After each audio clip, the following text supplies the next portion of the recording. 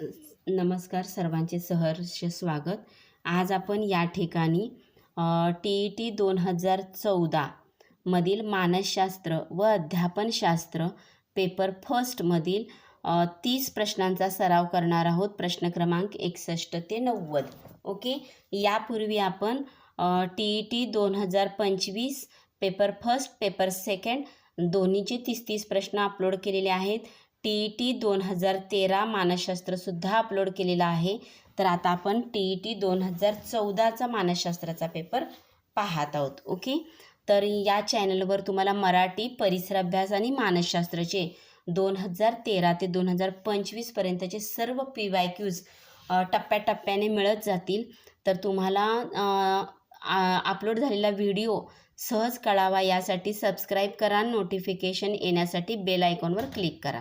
चला आपण प्रत्यक्ष पेपर सोडवायला सुरुवात करूयात. या ठिकाणी प्रश्न क्रमांक पहिला आहे, मानसशास्त्रज्ञ व त्यांच्या मानसशास्त्राच्या व्याख्या यानुसार योग्य जोड्या लावा. तर बघा, मानसशास्त्रज्ञ आणि त्यानुसार त्यांची व्याख्या आपल्याला जोड्या लावायचं आहे. पहिला आहे ॲरिस्टॉटल म्हणजे आत्मा. ही तुम्हाला ट्रिक सांगितली होती. ॲरिस्टॉटलची जी व्याख्या आहे ती आहे आत्म्याचे शास्त्र म्हणजे मानसशास्त्र. ही ॲरिस्टॉटलची व्याख्या आहे. म्हणून अचं उत्तर आलं पर्याय तिसरा पर्याय. मग मॅकडुगल म्हटलं की मी तुम्हाला सांगितलं होतं बघा. मॅकडुगल म्हटलं की तुम्हाला लक्षात ठेवायचं आहे की मनावर आधारित मॅकडुगलनी व्याख्या केलेली आहे. मॅकडुगलची जी व्याख्या आहे ती मनाची आहे. म्हणजे मी म्हणलं होतं मन कसं डुगडुगतं तसं मानवी मनावर आधारित त्यांनी व्याख्या केली आहे.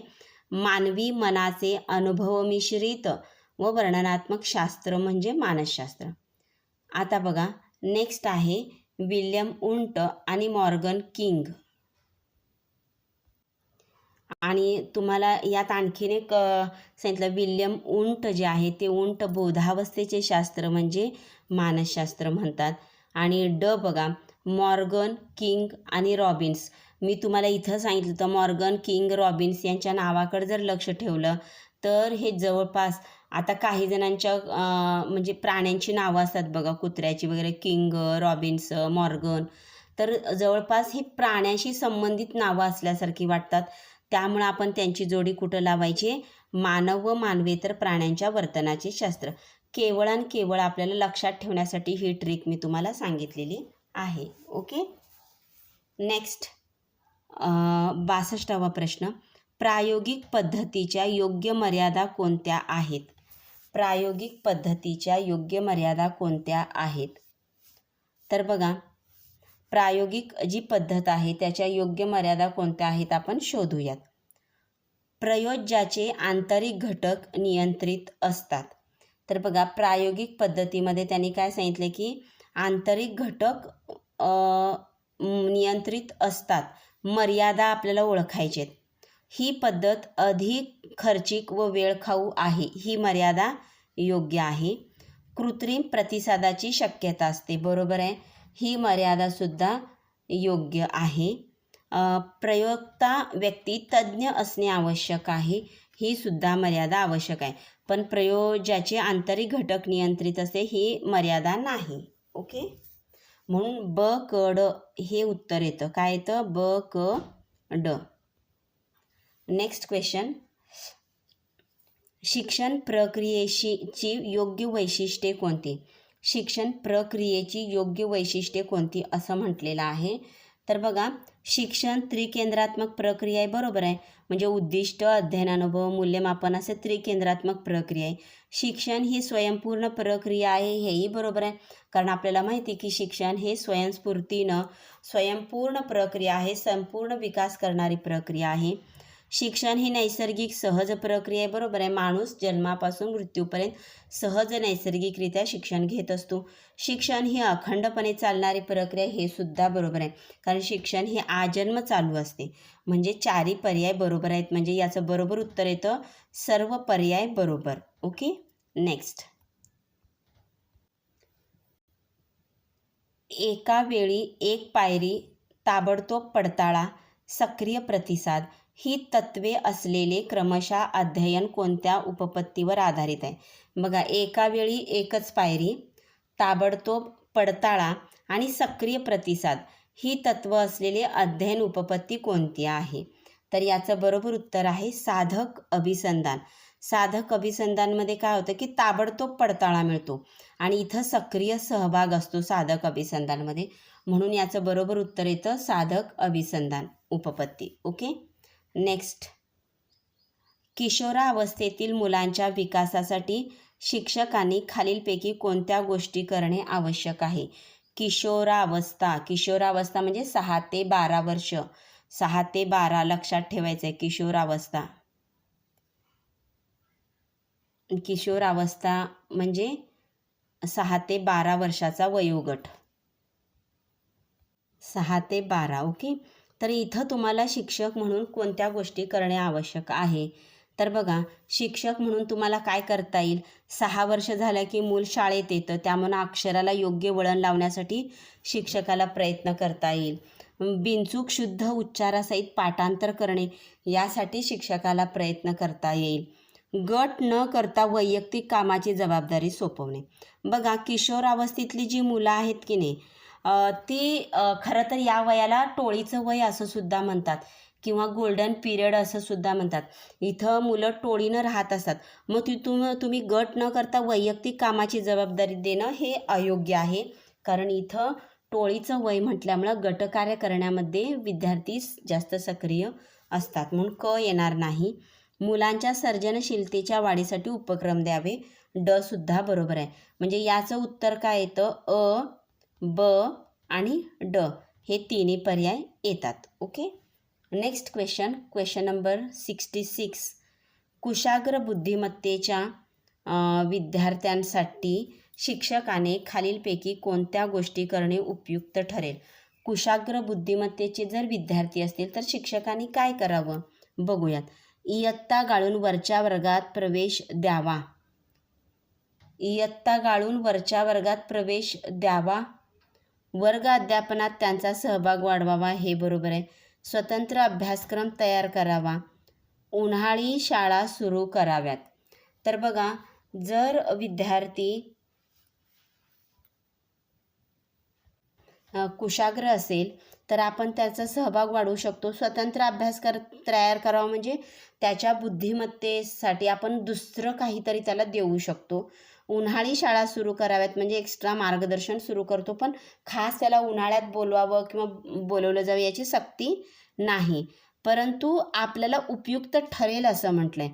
शिक्षकांनी त्याला उन्हाळ्यामध्ये सुद्धा मार्गदर्शन केलं तरी चालेल. ओके.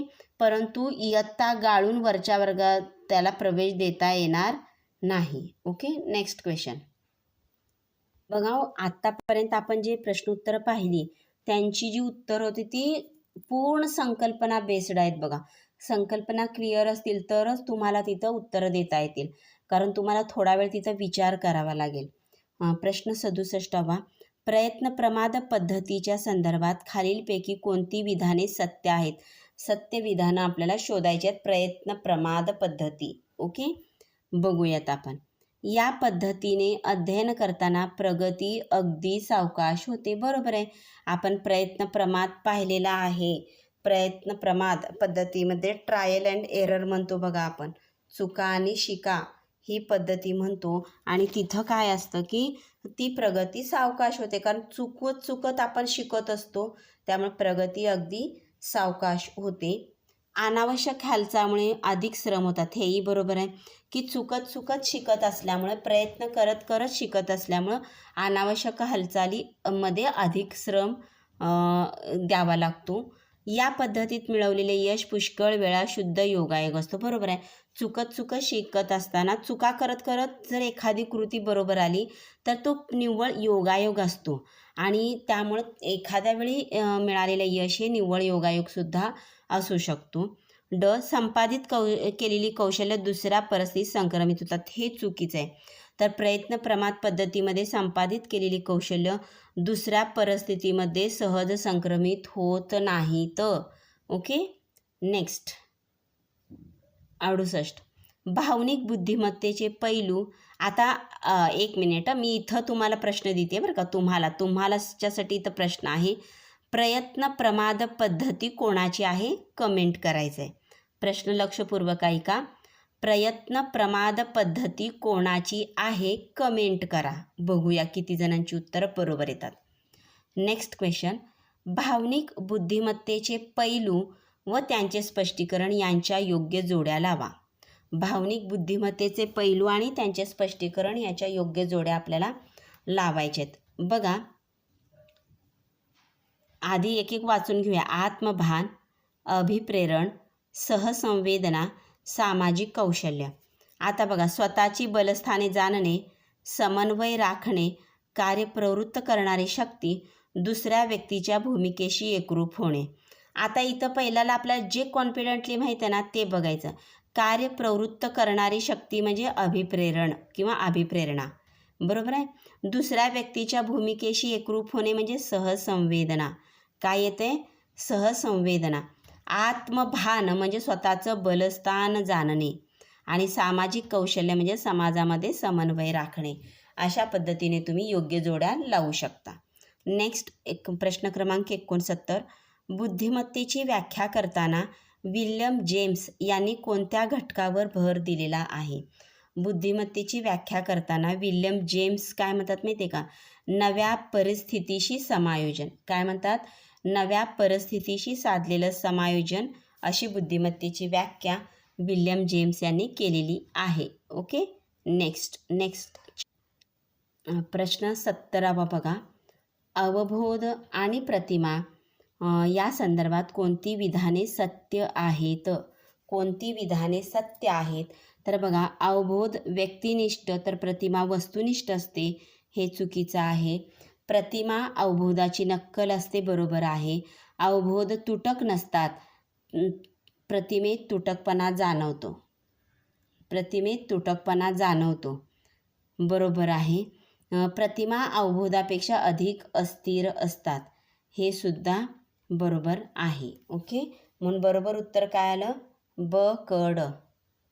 नेक्स्ट. अग्रत संघटक प्रतिमानाविषयी कोणती विधाने योग्य आहेत? अग्रत संघटक प्रतिमान.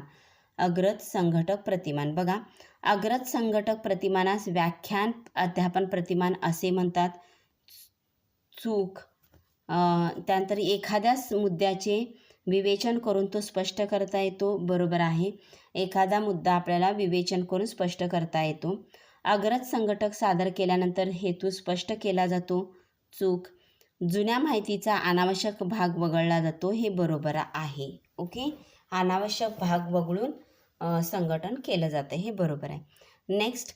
कोणत्या शास्त्रज्ञाने अध्ययन संक्रमण हे केवळ विषयांच्या सारखेपणावर अवलंबून नसून तत्व शोधून सामान्यीकरण करण्यावर अवलंबून आहे, यावर भर दिलेला आहे? तर अध्ययन संक्रमण केवळ विषयाच्या सारखेपणावर अवलंबून नाही आहे, तर तत्व शोधून सामान्यीकरण. मग सामान्यीकरण उपपत्ती कुणाची आहे? C.H. जड यांची आहे. कुणाची आहे? C.H. जड. बॅगले यांची आहे ध्येयनिष्ठ उपपत्ती. थॉर्नडाईकची आहे समान घटक उपपत्ती.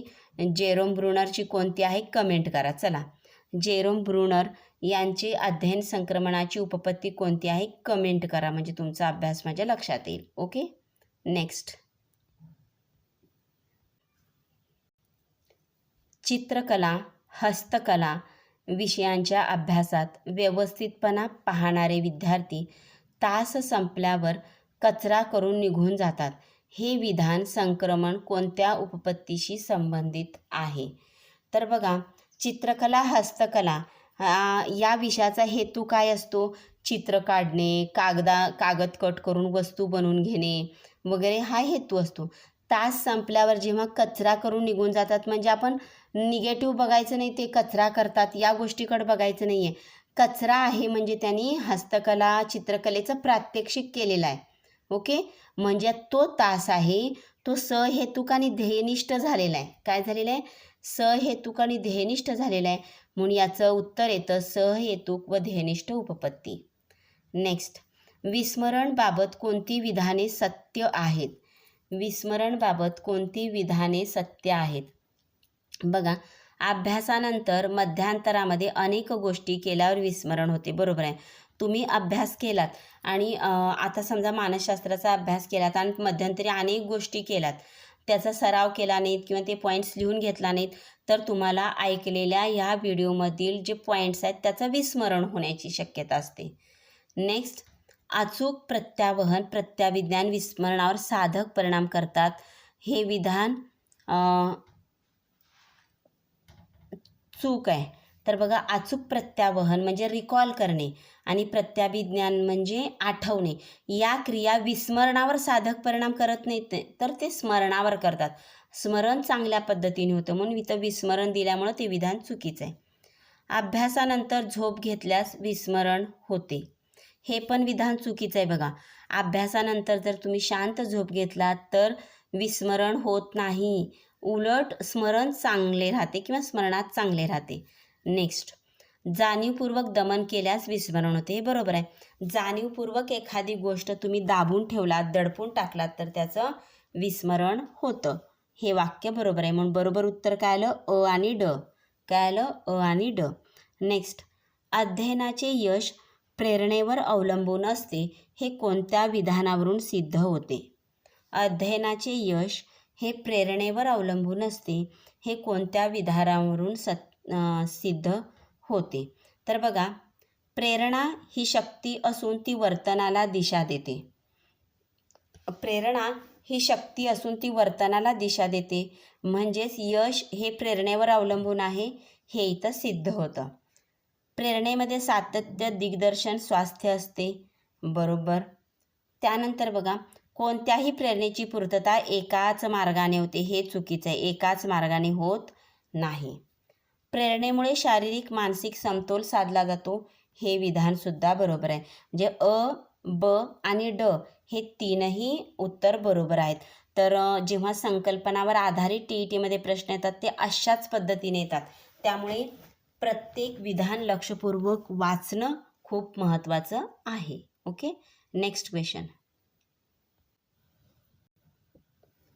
लहानपणी शिक्षिकेने शिकवलेली कविता, तेव्हाचा प्रसंग, जसाच्या तसा आठवणे हे कोणत्या कल्पनेचे उदाहरण आहे?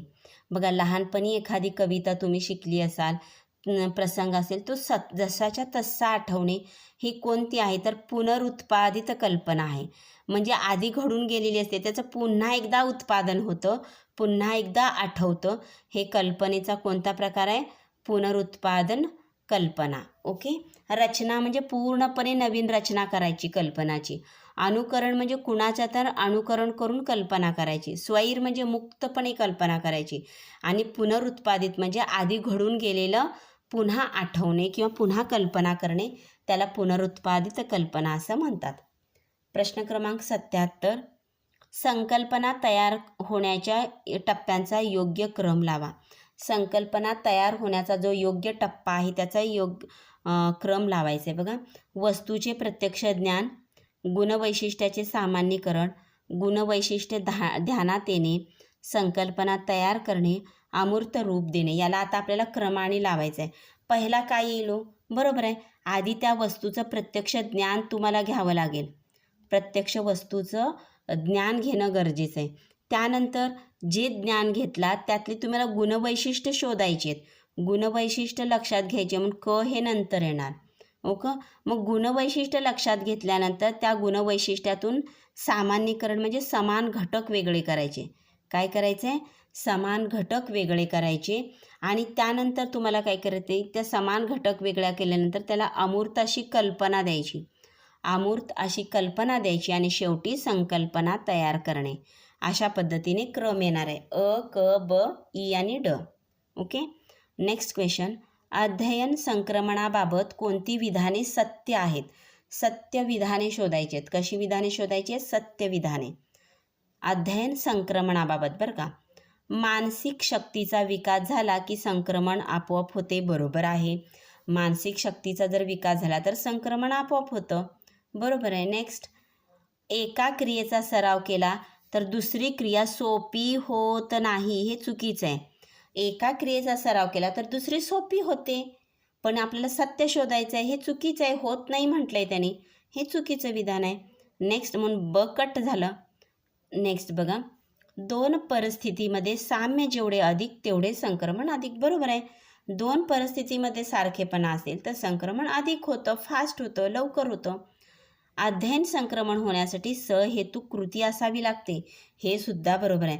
जर तुम्हाला अध्ययनाचं संक्रमण करायचं असेल तर तुमचा हेतू स्पष्ट पाहिजे आणि त्या सहेतुक कृती तुम्ही करायला पाहिजे, तर त्या अध्ययनाचं संक्रमण घडून येतं. ओके, चला नेक्स्ट क्वेश्चन बघा. प्रश्नाचं स्पष्टीकरण कळत आहे का बघा, कमेंट करा जर आवडल्यास. 79वा प्रश्न, व्याख्यान पद्धती संदर्भातील कोणते विधान असत्य आहे? असत्य म्हणजे चुकीचं विधान कोणतं असं म्हटलंय बघूया. केंद्रित होते. मला सांगा, अशा परिस्थितीमध्ये कुणीतरी लेक्चर देत असताना तिथं अवधान केंद्रित होते म्हटलंय, योग्य आहे का? तर नाही, हे असत्य विधान आहे. तर असं व्याख्यान चालू असताना सर्वांचंच अवधान केंद्रित होईल असं सांगता येत नाही. हे असत्य विधान आहे. म्हणून पर्याय 1 हे बरोबर उत्तर येतं. कोणते अनुवंशासंबंधीचे नियम आहेत? अनुवंशासंबंधीचे आपण नियम पाहिलेले होते. कुणी सांगितले व अनुवंशासंबंधीचे 3 नियम सांगितलेत बघा. कुणी सांगितलंय? चॅटमध्ये उत्तर द्या.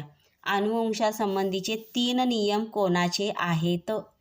3 नियम कोणाचे आहेत? चॅटमध्ये उत्तर द्या. चॅटमध्ये उत्तर द्या. ओके, बघूयात कोणते 3 नियम बरोबर आहेत. साधर्म्याचा नियम आहे.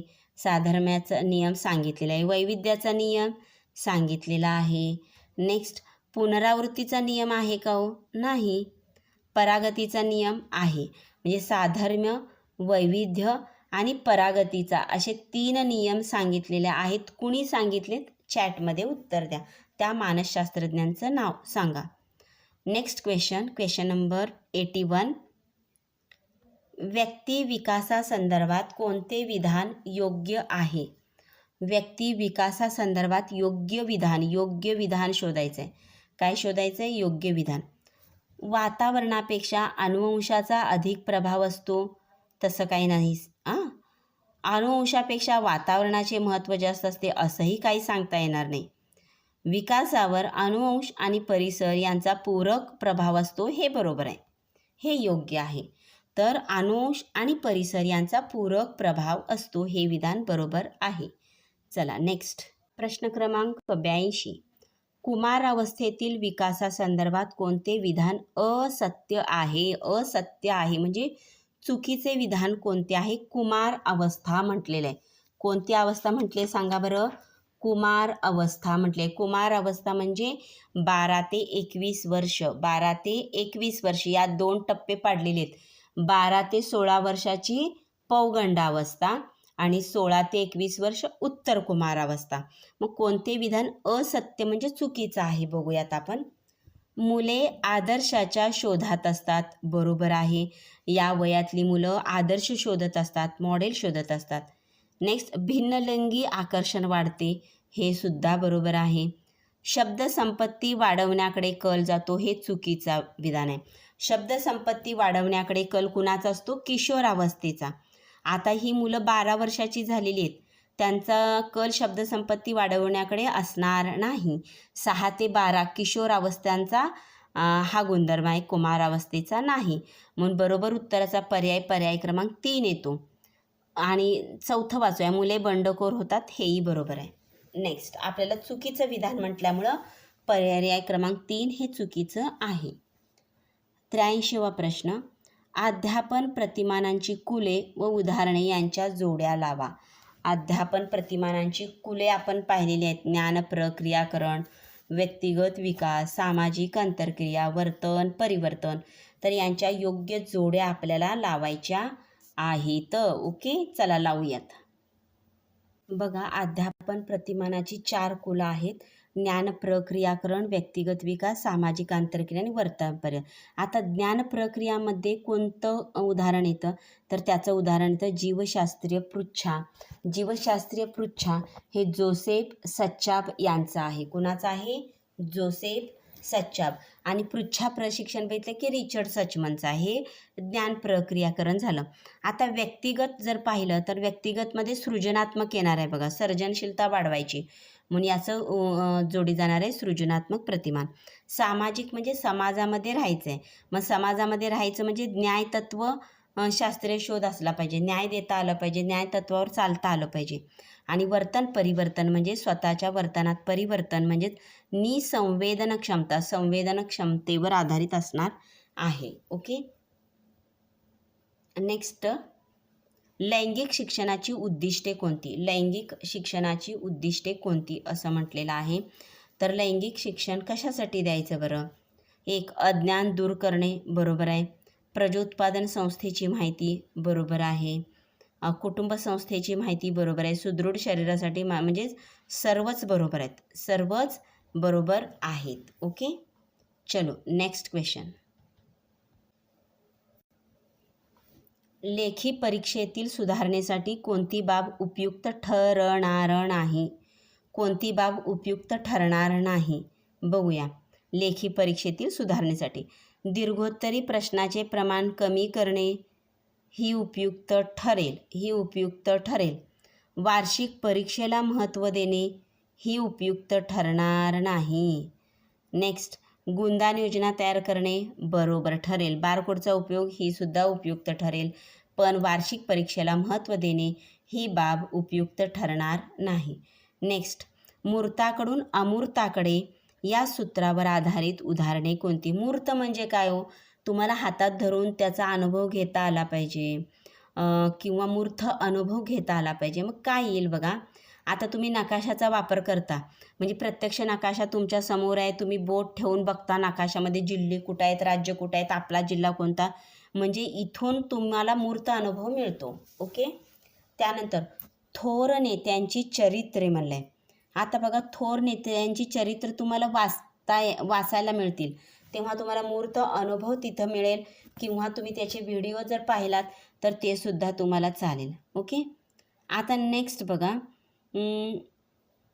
चित्र दाखवणे. चित्र दाखवल्यावर प्रत्यक्ष तुमच्या समोर चित्र जर असेल त्याचा अनुभव तुम्हाला घेता येईल. ओके. मूर्त अनुभव घेता येईल. पण कवितेचे जर स्पष्टीकरण केलं तर ती अमूर्त संकल्पना आहे कवितेचे स्पष्टीकरण, त्यामुळे हे येणार नाही. येणार काय आहेत? अ, ब, क. ओके. नेक्स्ट, मूल्यमापनाच्या साधनांमधील कोणती साधने निरीक्षण तंत्रासाठी वापरतात? कोणती साधने निरीक्षण तंत्रासाठी वापरतात? तर बघा, इथं वापरतात पडताळा सूची, पदनिषेध श्रेणी आणि प्रासंगिक नोंदी. या साधने मूल्यमापनाचं जे आपलं निरीक्षण तंत्र आहे त्यासाठी वापरतात.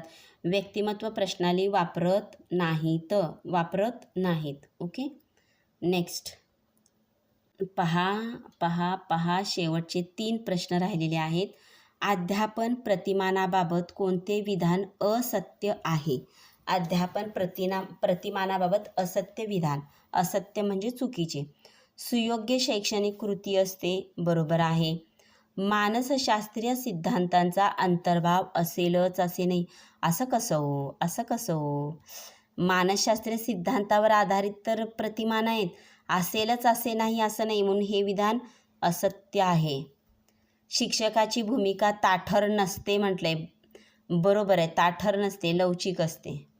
उद्दिष्ट साध्य करण्यासाठी मार्गदर्शक दाखवलेले असतात, हेही बरोबर आहे. म्हणजे चुकीचं विधान कोणतं आहे? याला मानसशास्त्रीय सिद्धांताचा अंतर्भाव असेलच असे नाही, चुकीचं आहे. मानसशास्त्रीय सिद्धांताचा अंतर्भाव असतोच. ओके. 89, बालोद्यान पद्धतीवर घेतलेला कोणता आक्षेप असत्य आहे? तर बघा, कोणता आक्षेप असत्य आहे? तर मुलांना खूप स्वातंत्र्य मिळतो, हा आक्षेप असत्य आहे. हा आक्षेप असत्य आहे. नेक्स्ट, अध्यापनाची तत्त्व कोणती आहेत? अध्यापनाची तत्त्वे कोणती आहेत? तर बघा, अध्यापनाची सहनशीलता हे तत्त्व आहे, व्यक्तिगत फरक हे तत्त्व आहे, लोकशाही प्रधानता आहे, योजनाबद्धता आहे, म्हणजे सर्व तत्त्व आहेत, म्हणून सर्व उत्तर येतं. ओके. तर अशा पद्धतीने आपण TETचा 2014चा मानसशास्त्राचा पेपर या ठिकाणी 30 प्रश्न सोडवून पाहिलेले आहेत. प्रश्न संकल्पनावर आधारित कशा पद्धतीने असतात, किंवा असू शकतील याचा अंदाज तुम्हाला आलेला आहे. तर वारंवार अशा पद्धतीच्या प्रश्नांचा सराव करा, म्हणजे नेमकं तुमचा अभ्यास कुठं कमी पडतोय याची जाणीव तुम्हाला होईल आणि योग्य दिशेने तुमचा अभ्यास होऊन जाईल. ओके, चला तर या ठिकाणी आपण थांबणार आहोत. पुन्हा भेटूया अशाच पद्धतीने नवीन PYQs घेऊन. तोपर्यंत धन्यवाद.